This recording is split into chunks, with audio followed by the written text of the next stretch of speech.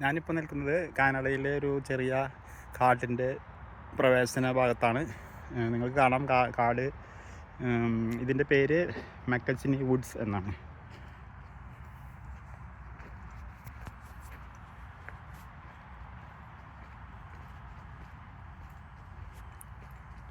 ധാരാളം മരങ്ങളൊക്കെ ഉണ്ട്.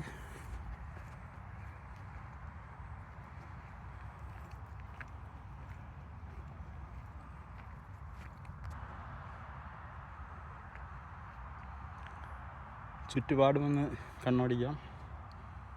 ഇതാണ് നമ്മൾ വന്ന വഴി.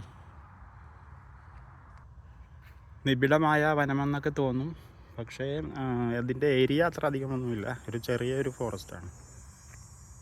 നമുക്ക് കുറച്ചുകൂടി മുന്നോട്ട് പോകാം.